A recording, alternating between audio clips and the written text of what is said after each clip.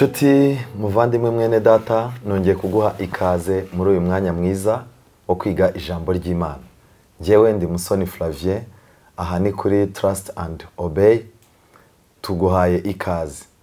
Nkuko nabikubwiye, uyu munsi turi kumwe na Pastor Safu, umubyeyi wacu tubana mu kwiga ijambo ry'Imana, tugiriramo umugisha uko bwije nuko bukeye. Pastor, mwongeye kwirirwa? Muraho neza Musoni. Yego Imana ibaha umugisha cyane, kandi turanezerwa kubana namwe. Ku byigisho byabanje bigaragara ko byagize umusaruro, ndetse abantu b'Imana bagakunda ibyanditswe byera. Uyu munsi rero twongeye kugaruka dufite insanganyamatsiko nziza, ariko mbere yuko iyo nsanganyamatsiko nyivuga, nagira ngo ubanze udushyire imbere y'Imana. Turagushimye data wera kubw'ijambo ryawe wandikishije. Ubwo tugiye kuribumbura, dufite amatsiko yo kumenya uko twakwitwara nk'abakristo na politiki. Turagusabye ngo abe ari wowe uri bidusobanurire. Reka umwana wawe wese uteze amatwi abonere umugisha muri iri jambo ryawe, mu izina rya Yesu. Amen. Amen. Urakoze cyane. Dufite insanganyamatsiko nziza ivuga ngo umuntu w'Imana na politiki, cyangwa se umunyapolitike wubaha Imana, uko agomba kwifata. Ese ni biki byamuranga? Nuwe buryo umuntu yakora inshingano z'ubu buzima ariko yarangiza akanakomeza no kubaha Imana kwe. Uyu munsi wa none Pasiteri, Bibiliya yuzuye ingero z'abantu bakoze muri politike barangije bakora amahano. Barimo ba Pilato, ba Herode, harimo abami barimo ba Berushazari, abantu bagiye batandukanye n'abagaba b'ingabo bagiye batandukanye. Ariko nanone Bibiliya ifite urutonde runini cyane rw'ingero z'abantu babaye muri politike bagahamya Imana, ndetse bamwe barandika abandi bandikwa muri Bibiliya. None ni iki gituma uyu munsi wa none buri gihe iyo politiki ivuzwe abantu bahita bumva ikintu kibi? Murakoze Musoni. Ntabwo dukwiriye gufata itorero ngo turikure mu isi. Yesu yaravuze ati sinsaba ko bakura mu isi, Yohana 17, ahubwo barinde umubi. yego. Itorero rero riri mu isi, ryatangiriye mu isi. Nagira ngo tuzane amateka y'itorero, turebe uko byagiye bigenda, kugira ngo Imana ihe Abisirayeli umwanya wo kugwirira mu Misiri, Yego. bagwire babishyanga rikomeye. Yabanje kwemera ko Yosefu akorerwa urugomo, agurishwa mu Misiri, ajya kuba umucakara, abinkorera agahato, arafungwa, ava muri gereza, ajya gukorana n'umwami Farawo. Ndetse mu gitabo cy'abakurambere n'abantu bavuga ko inshingano yari afite uyu munsi wa none ni inshingano ya minisitiri w'intebe. Ni nkabyo. None rero tekereza, se buriya Yosefu yigeze ashaka akazi kwa Farawo? Oya, nta n'umuhati yabishyizemo. Nta n'umuhati yabishyizemo. Yego. Nta n'ubwo yigeze abisengera. Icyo yasengeye gusa no kubwira Imana ngo Mana ndenganura. Akarengane ka mbere yagurishijwe n'abavandimwe be. Yego. Akarengane ka kabiri yabeshyewe na muka Potifara. Yego. Akarengane ka kabiri rero kazamo gufungwa. Yego. Ageze aho Imana imurenganura. Nakunze ikiganiro cya Emmanuel Lolo, ni umupastor wo muri Cameroon w'umudventiste. Yavuze ati de la prison à la primature. Yego. Kuva muri gereza ujya muri primature, uba minisitiri w'intebe. Rero Yosefu yibonye abaye ingirakamaro, anabwiwe ngo nta wundi muntu twabona wagira ubwenge nk'ubwo bwawe, washyira mu bikorwa inama nk'iyo utanze, ni wowe. Yego. Mu yandi magambo, uwo muntu dukeneye, umuntu ukenewe mu gihugu ni Yosefu. Yego. Uzakiza igihugu amapfa, akagikura mu bihe bikomeye cyane cinjiyemo, kandi hari hakenewe wa mugana umuntu w'inyangamugayo. Nawe uriya mwami wa Egiputa yarebaga akavuga ati abantu banjye nkurikije uko twakuze n'uburyo mbazi, nta wakora ibi bintu. Nta wakora ibi bintu. Ariko uyu we Yego. yabishobora. Yego. none ndashaka kukubaza ese Yosefu yari akwiriye guhunga politike muri uwo mwanya? hoya kuko nawe na bene se baraje arababwira ati ntimuvuge ngo ibiki n'ibiki, Imana ibi bintu byose wari umugambi w'Imana. Yego, ni umupango w'Imana. Yego, ni umugambi wa Nyagasani. Yego. None rero iyo ni intambwe ya mbere. Reka twigire hino. Se Mose yapanze kuba Mose igihe yahamagawe ngo ajye kubatura Abisirayeli, nicyo gihe yari yarabikeneye kubikora. Uzi ko igihe yari afite imyaka 40 ari umusore, uzi gisirikare, uzi politike, uzi ko burya yashatse kubatura Abisirayeli bikanga muri tekinike biranga, mu mbaraga aniga umunyamisiri ubundi se yari kuniga bangaye. Imana oya Mose ntabwo ari wiga guca bugufi. Ndashaka kuzagukoresha utagishoboye muri ibyo bibaraga wiyumvamo, muri icyo gisirikare watojwe. Umuntu akiri umusore afite imbaraga ze za gisore, yaratojwe igisirikare, yaratojwe politike, avuga ati ndahangana nabo ndakwereka. Ariko Imana imwereka ko igihe Imana iramwereka iti Mose oya banza ugiye kwiga no kuragira intama. Yego. Ubuyobozi ajya kubwigira mu kuragira intama, ariko yari gahunda y'Imana. Yego. None yatandukanye na politike se. Igihe se yagarutse aje kwa Farawo akamara amezi 6 anegosiya byanga. Yego. Kugeza igihe hagati yo kugaruka n'ibyago 7 bataha. 10 ibyago 10. Yego, ibyago 10. None Mose yarafite kwitandukanya nabyo. None si cyanga ry'Imana ryari kubaho ritagira umupolitisiye. Reka nkubwire, niwe wari ushinzwe negociation. Imana yamubwira ngo genda uvuga ibi, akaganira na Farawo, na Farawo yamwubahiraga yuko ari uhagarariye baba. Reka Imana yari yaramusezeraniye ngo nza kugira nk'Imana imbere ya Farawo. Yego. Ariko reka tuze kuri iri. Uzi ko mu gitabo cy'uburezi Ellen White yaravuze ngo Moïse yari le plus sage des législateurs. Ngo mu bantu banditse amategeko yagenga ishyanga rikaba ishyanga rizima ntawahwanye na Mose. None tuze ku ntambwe ya 3 nakuvuga ngo sindi bavuge bose. Yego. Ngaho tuze kuri Daniel. Yego. Arajyanwe nk'umunyagano. Yego. Ateretswe mu ishuri ari umusore imyaka 18, hagati y'18 na 20. Yego. Ashyizwe mu ishuri.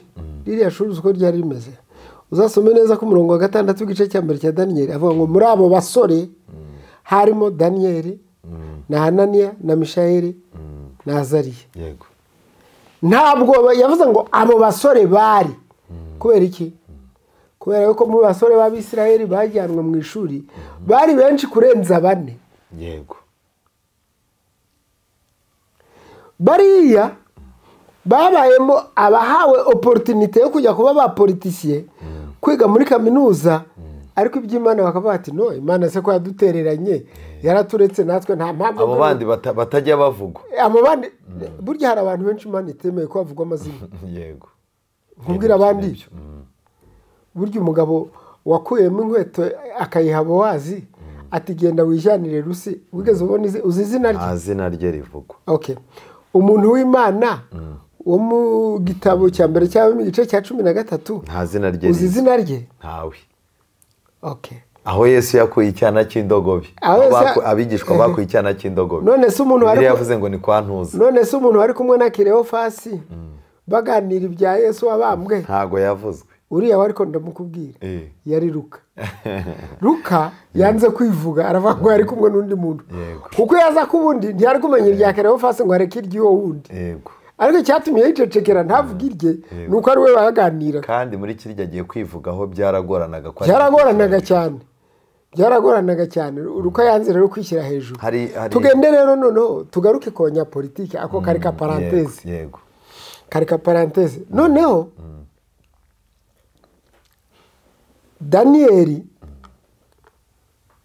agerezaho abona impano. Yego. Mu kizamini umwami yabahaye ngo barushije abakarudaya inshuro 10. yego ariko ngo daniyeli we ngo akagira n'ubundi buhanga bwihariye bwo kumenya gusobanura inzozi. yego reka nkubwire, uzi ko ku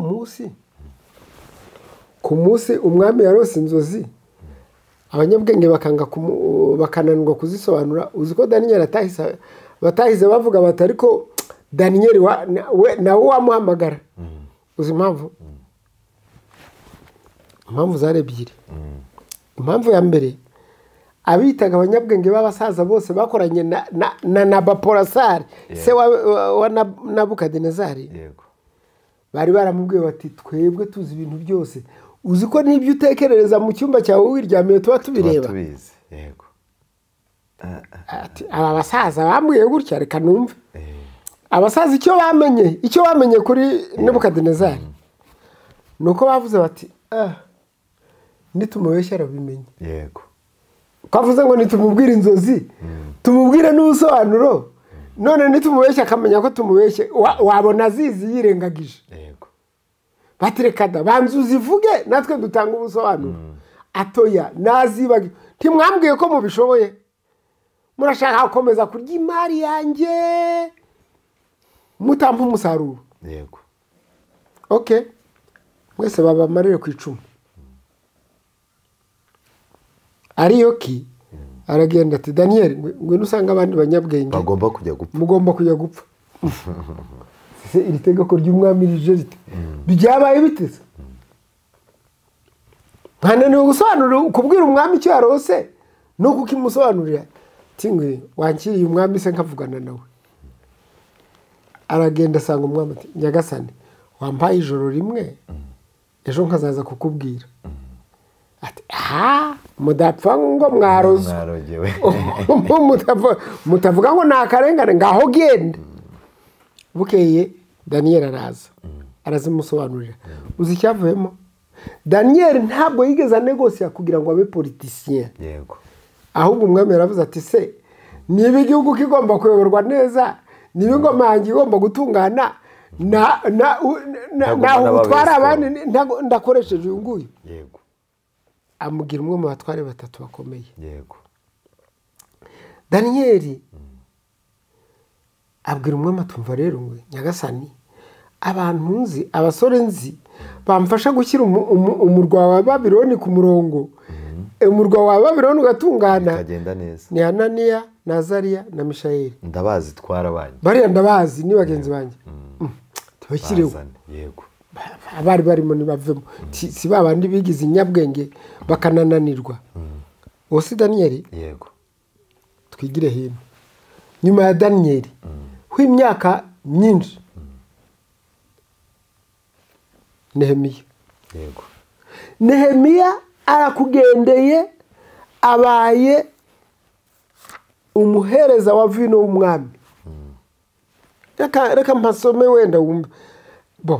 tubanze tuvuge kuri iki gitekerezo. abaye umuhereza wa vino w'umwami, ariko ni ukuvuga ngo uhereza umwami vino ntabwo ari ukuyihereza gusa, niwe wagomba kumenya ko iryoshye, niwe wagomba kuba sure yuko itaroze, akaba yamuhereza iyo yanyoyeho. yego umwami akavuga ati ubwo mbihawe na kana. urumva icyo cyizere aba afitiwe? yego nta minisitiri n'umwe wari ufitiye icyizere nka Nehemiya. yego umwami aramureba ati Nehemiya, ko mbona wijimye mu maso, kutanezerewe nk'uko usanzwe, byagenze biti? terega nyagasani, ntabwo nanezerwa. uzi ko umurwa wa basogokuruza, ibituro bya basogokuruza byabaye amatongo, n'inzu y'Imana yacu ikaba yarabaye amatongo, none nanezerwa nde? ati hari icyo nsaba? umva uko yavuze. umwami arambaza ati hari icyo nsaba? nuko nsaba Imana nyir'ijuru, maze nsubiza umwami nti niba umwami abikunze kandi umugaragu wawe nkakugiriraho ubuhake, unyohereze i Buyuda mu murwa urimo ibituro bya basogokuruza, mbone kuwubaka. aho harimo akantu k'ubwenge kajemo. mbere y'uko ajya gusaba umwami, yabanje gusaba Imana kugira ngo imubwire mbwira icyo mvuga. mbwira icyo mvuga. Daniyeli we nawe nuko niko yabigenza. Daniyeli we ntiyagiye arabwira Imana ati nyagasani Imana tubwira icyo umwami yarose. Yego. Yosefu Bibiliya itubwira ngo Imana iba kumwe na Yosefu. Yego. Mu buhake kwa Potifaro, muri gereza n'igihe asohotse. Yego. Icyo umuntu akwiriye kwirinda byaba kaga ugeze buryasazi ukazirya mbisi. Yego. Ariko byaba n'akaga igihugu kikwiyambaje kikavuga ngo ukenewe wiki none gikore. Hari ibintu bibiri ugomba kwirinda. Ugomba kwirinda kugandira ubuyobozi bw'igihugu kuko Imana ishobora kigukoreshereza mu bikomeye. Yego. Niba uzi ko uri umukozi w'Imana ukaba ukunda Imana, gukorera leta utagandira Imana ni umugisha ku gihugu no kuri wowe. Yego. Niba kandi waramukubwiwe ngo ngaho kora ibi, iby'amadini mbivuyemo, iby'Imana ntacyo bikimbwiye. Yego. Bene wanyagwa vuba. Kuko impamvu anyagwa vuba kuko tiwarekura Imana ngo Imana kandi Imana ari iyoboye igihugu ngo yo ikomeze kugundira. Yego. Nicyo kibazo n'ubundi twibazagaho cyane. Abantu benshi baricara yagera nko mu nzego z'ubuyobozi yarangiza agatavuga ati rero ubu wenda twaruhukaga isabato. Isabato naye irabangama ituma ntabona promotion nziza. Ko bamubwira bati nuramukuretse isabato wowe wanaba umuyobozi ukomeye n'iyi kampani wayihagararira.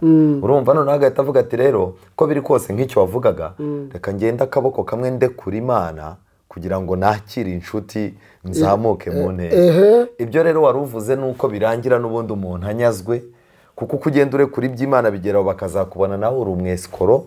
Urumva none wabaye esikoro ku Mana se waba imfura ku bantu. ari ikibazo nge nashaka kubaza ubundi mu ncamake politike ni iki mu busobanuro? Politique c'est l'art d'organiser une administration quelconque. Bon, politique ni ijambo ry'igifaransa. Yego. Nanjye ngusubije mu gifaransa ariko ngerageze gushyira mu kinyarwanda. Yego. Politike ni ubuhanga, ni ubumenyi, ni ubushobozi Imana yahaye umuntu bwo kumenya kuyobora imirimo runaka. Kandi iyo mirimo ukayiyobora harimo no kubaha Imana. Iyo hatajemo kubaha Imana ya mirimo irapfa. Noneho rero unyemerere nguhe udutekerezo tubiri tugufi. Yego. Abana 8 bagiye gukora ipiganwa. Ni hano muri Kigali. Yego. Muri kampani imwe sindi buyivuge. Nuko rero bararitsinda. Bamaze kuritsinda bazaza kuza muri interview. Baje muri interview umwe bakamubaza ati wowe kanaka none se wemera gukora iminsi yose y'icyumweru no ku isabato? Aramureba ati yego ndemeye. Ati ngaho rero wowe urakora hanaha umwanya uciriritse tuzakureba nitugushima uzazamuka. Uwa kabiri araza, uwa gatatu bageze ku wa 8 ati niko wemera gukora iminsi yose y'icyumweru ndatoya ku isabato nzajya njya gusenga. Ntabwo bishoboka ngo ukore ku isabato ndatoya rwose, ahubwo nazashaka akazi ahandi niba ariyo condition mu mpaye. Yego. Directeur aramureba okay. Wowe tuguhaye ubuyobozi bwa procurement. Uwo mwanya we arenga babandiho nk'indere 3 babandi. Ibanga ryari ryishemo ubwo ryari riye. Ibanga nta rindi. Bamubonyemo ikintu cya faithfulness. Kuba umwizerwa ku Mana ye. Ubwo abaye umwizerwa ku Mana ye no kuri kampani azaba umwizerwa. No kuba icyo afite akikubwira ko kanya adaciye. No kuba ataryarye. Yego. kuko n'abariya hari ubwo yemera ngo azakora ariko yamara kugeramo akajya yiyaranja kugira ngo mu itorero batazamubona nabi yego akajya anyaruka ubundi agasaba agahusa ati ngewe nzakora ejo kuwa mbere w'isabato hagira umfatira amasaha y'uyu munsi cyangwa akavuga ati nzaba narwaye cyangwa gutyo none ariko uriya musore we n'uyu munsi afite umwanya mwiza muri kampani umwanya mwiza uwa kabiri rero nawe ngiye kuwubwira yego nawe ajya gusa n'uwo baramubwira ati twebwe tugiye kuguha akazi uzahembwa 350 ariko ugomba gukora no ku isabato na buri munsi ati ngwino akazi kajya n'umukagumana ngo ngaho ugenda aragenda hashize ibyumweru 3 baza kumushaka batumva ngwino ya sabato turayikwemereye uzi cyari cyabaye uwo bamusimbuje yagezemo ku munsi wa mbere yari manager wa restaurant mu cyumweru kimwe bibiri atangira kwiba baramubona ati nimujye kuzana wa wundi utazica isabato yego rero icyo tugomba kumenya nuko kuba politicien kuba umunyapolitike ukubaha n'Imana bibera umugisha ntabwo bibera umugisha nyirabyo gusa ahubwo bibera umugisha n'igihugu naho nashaka aho none se abantu bose bafite impano yo kuba bagenda bakajya gukora muri politike atari nk'ikintu Imana yakoreye umuntu ifite ikintu ishaka kumukoresha icyo nzi nuko muri gahunda y'Imana nta bushobozi yagomwa abana bayo yego ibaha impano nk'uko abari mu itorero ryayo nk'uko iziha n'abataririmo ariko nanone iyo Imana yaguhaye izo mpano ukazikoresha uko Imana ishaka bibera igihugu umugisha kurusha ba bandi bazikoresha bakurikije uko babwirijwe gusa kuko bigeraho bakaza kugwa mu mutego wo kutumvira Imana no kutumvira shebuja ari we gihugu. Hari isomo riri mu Baroma wenda nushake urirebe niryo nshaka kubazaho ikibazo. Abantu benshi bakunze kwibaza iki kibazo. Ni ikibazo muri Abaroma 13:4. Ndareba. Abaroma 13:4. Abantu benshi bakunda kwibaza bakavuga batari ko se ko hamwe na hamwe usanga bisa naho hari igihe ijambo ry'Imana rivuga yuko Imana ariyo iyobora ubuyobozi ubutegetsi ishyiraho leta ariko nanone wajya ko ukabona hari n'ahandi ubona ukabona Satani niwe wimitse. Banzu dusomere iryo somo nkubwira ikibazo abantu benshi bakunda kuryibazaho. Yego. Reka mbere ku wa gatatu kugira ngo udukurikire neza. Abatware sabo gutinywa n'abakora ibyiza. Yego. Kiretse abakora nabi. Yego. Mbese ushaka kudatinya umutware kora ibyiza nawe azagushima. Kuko ari umukozi w'Imana uguhesha ibyiza. Ariko nukora nabi utinye kuko adatwarira inkota ubusa. Ni umukozi w'Imana ukoresha umujinya uhoresha umujinya abakora nabi. Ako icyo nashaka kubaza ni kimwe. Aho muri Bibiliya leta bayise umukozi w'Imana. Umukozi w'Imana niyo terime bakoresheje. Nuvuga ngo leta ni umukozi w'Imana. Niryari hari nibihe bimenyetso byerekana ko leta itakiri umukozi w'Imana ku buryo icyo gihe ubu udashobora kumvira leta? Ndagushimye.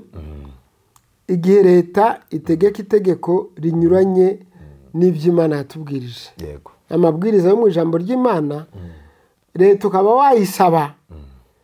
Njyewe nemera ibi dore aho byanditse muri Bibiliya. Yego. Bati ibyo ntitubishaka.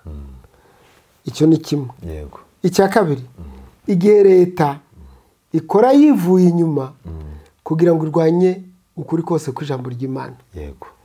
Ibyo nabyo ntibyabura kugira ingaruka mbi ku gihugu no ku baturage bacyo. Bivuze ngo icyo gihe leta icyizere cyo kwitwa umukozi w'Imana kiba kivuyeho. Ikindi tufate urugero mu mateka y'igihugu cyacu mu 1994 muri jenoside yakorewe abatutsi.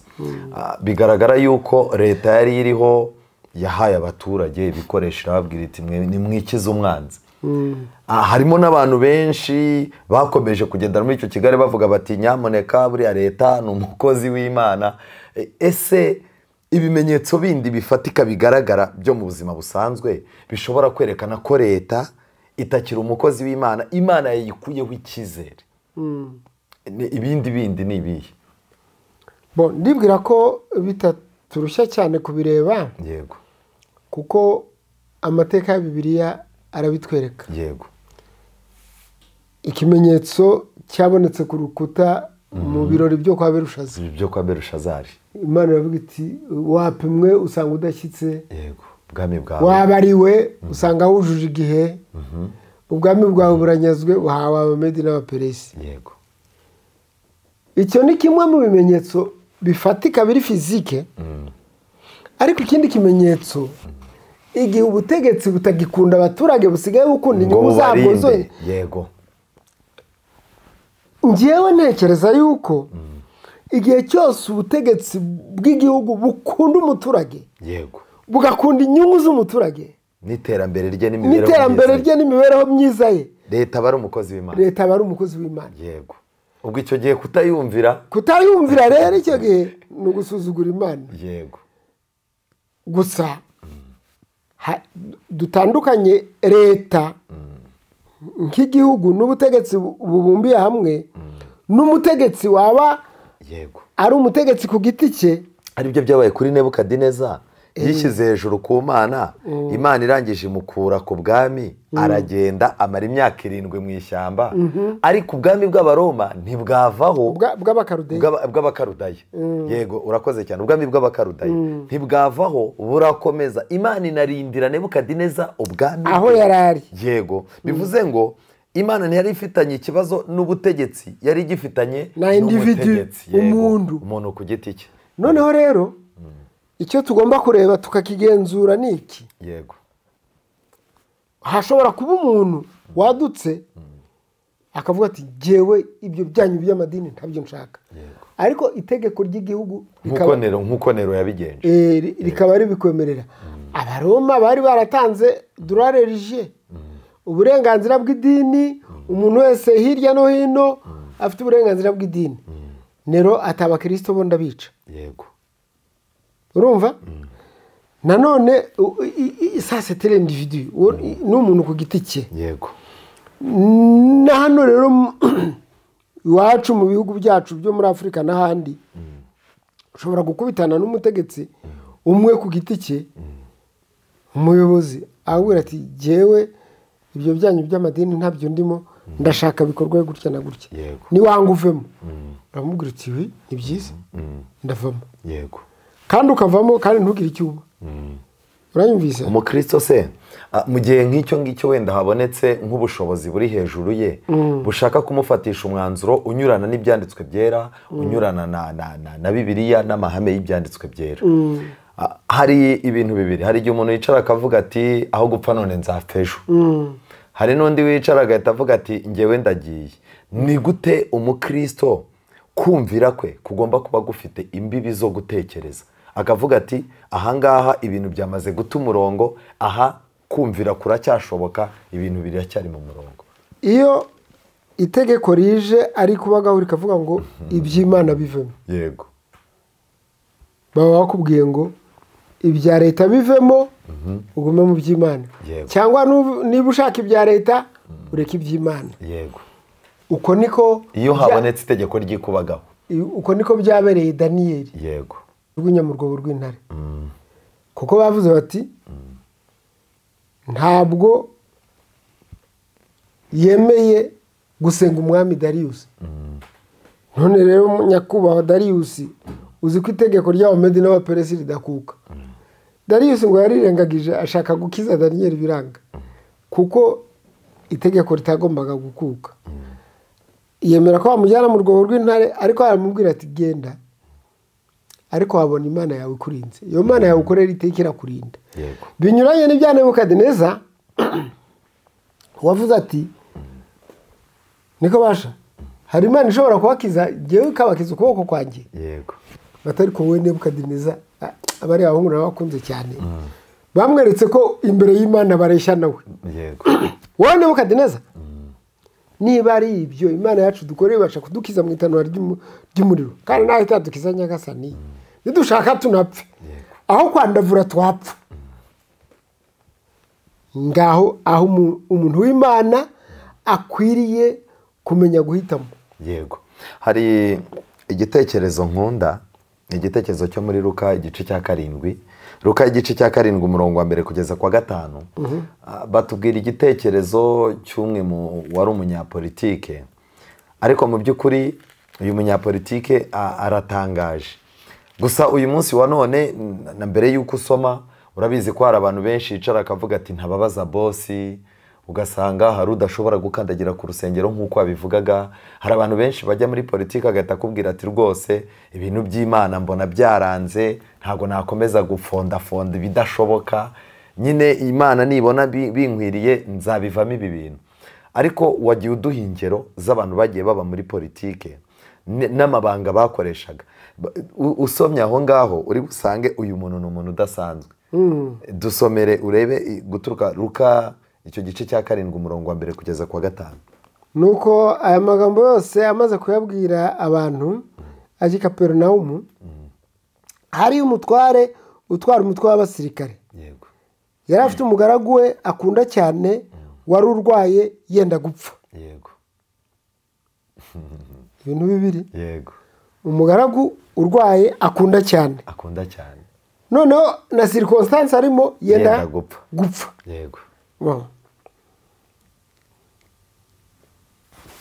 uwo yumvise inkuru ya Yesu uwo mutwara w'abasirikare yumvise inkuru ya Yesu amutumaho abakuru b'abayuda kumwinginga ngo aze gukiza umugaragu we yego nabo basanze Yesu baramuhendahenda bati ni umuntu ukwiriye ko umugirira utyo kuko akunda ubwoko bwacu yego ndetse n'isinagogi yacu niwe wayitwubakiye yego nako nutwo tuntu tubiri nashakaga akunda ubwoko bwacu yarangiza kandi yatwubakiye isinagogi kandi uyu mugabo yakoranaga n'igisirikare cy'abaroma abafarisayo yari umuroma abafarisayo bangaga burundu niki cyatuma uyu munsi wa none umuntu wese uri muri politiki bakora mu nzego zitandukanye z'ubuyobozi niki cyatuma akunda ubwoko bw'Imana kandi akaba yanabushyigikira mu ngamba za urabizi mu itorero tugira gahunda y'umusaruro uranyumva neza umusaruro n'abandi bantu batari abakristo bacu baradushyigikira ni irihe banga ryakoreshwa kugira ngo umuntu wundi ukora mu nzego abe yakunda Imana akunda abantu bayo narangiza agere no ku rwego nkuru rwo gukunda umurimo wayo uyu mugabo rero ndabanza nkubwire inkomoko ye yego yari umuroma abaroma bari bafite religion polythéiste yego Panthéon Greco-Romain basengaga ibigirwamana byinshi yego Imana y'ububyeyi Imana y'urumbuke bw'ubutaka Imana y'abanyamyuga Imana y'abacuruzi Imana y'ibi ageze mu Isirayeli asanga bagira Imana imwe gusa kandi iyo Mana igakemura ibibazo byabo byose arayiyoboka none yarangije ati kuko isinagogi yo ntabwo abanyamahanga bari babujijwe kuyizamo aho batemererwaga kujyana ku rusengero rw'i Yerusalemu gusa yego ati twakwiyubaka isinagogi nziza ngaha anayubaka nziza arayiryoshya kuko yari afite ubushobozi yego nuko rero muri make bamubonamo umwene wabo bamwisangamo rero ageze aho yumvise ibya Yesu arabatuma mwagiye kumbwira Yesu akaza akankiriza umugaragu wanjye ararwaye cyane harimo icyo kintu nyine cyo kwizera ko Yesu afite ububasha icya mbere afite kwizera ko Yesu afite ububasha bwo gukiza yego icya kabiri abari gutuma ni inshuti ze ni babandi basengana yego ikibazo si ubwoko ikibazo n'uwasenga ni Imana yayobotse Imana yo mu ijuru kandi we yari ari gutumaho niwe wari waje guhagararira Imana ku isi. ubwo urumva uyu munsi harimo ikibazo cy'umuntu wicara yagenda yagira urugero, umuntu yari umuririmbyi cyangwa ari umuntu runaka arangije kwiga kaminuza, bahise bamuha umurenge cyangwa akarere, agahita aza kongorera abakuru b'itorero ati rero sinzongera kuboneka, nyine mwihangane ntimuzongera kumbona, biriya bintu ni ibindi bindi. Urumva atsinzwe ku munsi wa mbere, buri bucya ajya gutangira akazi. Hano hari twihuta dushaka n'umusozo, hari igitabo nkunda cyane cyitwa Intambara Ikomeye. Ni amagambo nshaka gusoma, narangiza nkakubaza ikibazo. Hano baranditse ngo ariko igihe cyose Yesu akiri mu buturo bwera bwo mu ijuru asabira umuntu, ijwi ry'umwuka muziranenge riracyumvikana mu mitima y'abayobozi na rubanda. Uvuga ngo umwuka w'Imana aracyaganiriza imitima y'abantu bo muri politiki, riracyanakorera mu mategeko ya leta. Iyo bitaza guterwa n'ayo mategeko, isi yacu yajyaga guhinduka amacuho kuruta uko imeze ubu. Yego. Ubwo urumva uyu munsi wa none dufite abantu bamwe bashaka kubaha amategeko y'Imana n'amategeko ya leta, hakaba bashaka kubaha amategeko y'Imana akavuga bati hoya ibintu bya leta, ibintu byo mu minsi imeruka byose byarapfuye. Ariko iki gitabo wumva uko kirimo kutubwira, iyo bitaza guterwa n'ayo mategeko, atari amategeko y'Imana, amategeko ya za leta, isi yacu yajyaga guhinduka amacuho kuruta uko imeze ubu. Nubwo benshi mu bategetsi bacu muri iki gihe ari abakozi batiganda ba Satani, abategetsi benshi ni abakozi bafite kuraje ba Satani, batanazi ko bakorera Satani. Imana nayo ifite abakozi bayo mu bayobozi b'ibihugu cyane. uvuga ngo barimo b'abapagani. Uranyumva? Dukwiriye gutekereza dutya. Yego. Mu isi tuhari twese turi abaturage. Yego. Dukenewe twese nk'abaturage. Ariko umwe ashobora kuba igikoresho cya Satani, undi akaba igikoresho cy'Imana. Yego. Abo bantu rero usomye ibyabo bakenerwa kandi bakagira akamaro, ni benshi mu gihugu cyacu. Yego. Reka mvuge hano iwacu mu Rwanda, mbasha kuguha urutonde runini. Yego. Ntawe ndi buvuge. Yego. Ariko barahari bakunda iby'Imana. Yego. Hari uwo nzi wajyaga afunga biro ye mu minsi yakonje akajya gukora ivuna, yarangiza agatanga udufaranga twakagura ikibanza, agahamagara cyo kubaka mu rusengero, agahamagara pastor ati ngaba abantu batiza nguru rusengero, ubwira itorero rize rikontorore ibyaryo, itorero rize riyobora ibyaryo. Hari wabaye aryo. Hana kurangira urusengero rwiza cyane ruri ahantu hano mu Rwanda, rwubatswe n'umuntu nk'uwo nguwo ukora mu nzego za leta, ukora mu nzego za leta, wari uw'icyubahiro. Aravuga ati hano ni iwacu, sinshaka ko abantu bazajya bazi iwacu ngo banyure ku rusengero rutameze neza kandi baje iwabo wanjyewe. Aragenda yubaka urusengero rwiza, yubaha Imana aryo. Ariko uzi ikintu cyaje kuvamo, n'uyu munsi mu bantu bubaha Imana barwamo. Yego. Rero dukwiriye kureba, mbese uyu muntu abamuvugiye kuri Yesu bavuze icyo Yesu atabona? Oya. Yakundaga idini yabo y'Abayuda. Yego. Ariko iyo dini y'Abayuda n'Abayuda ubwabo ntabwo bari bazi ko itegereje Mesiya, ntabwo bari bazi ko Mesiya ari we waje, kandi wakamwizera, kandi uriya we akizera Mesiya. Yesu rero aramumukiriza. Hano nsoza aka kagingo baranditse ngo ni Intambara Ikomeye page 428, baranditse ngo ubwo umuburo uheruka uzatangwa, Yego. ijwi ryawo rizagera mu matwi y'abategetsi b'isi, bazaba bakorera Imana batabizi. Bazaba bakorera Imana batabizi, maze bamwe muri bo bakira uwo muburo bahereko bifatanye n'abantu b'Imana muri icyo gihe cy'akaga. Urumva mbere y'uko akarengane kaba, ubutumwa bwiza bw'amareka batatu buzabwirizwa.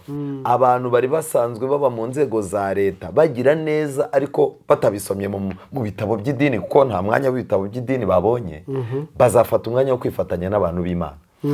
Kuri twerekeza ku musozo, ikigaragara ni kimwe, ni uko imana umuntu wese aho ari iramukoresha.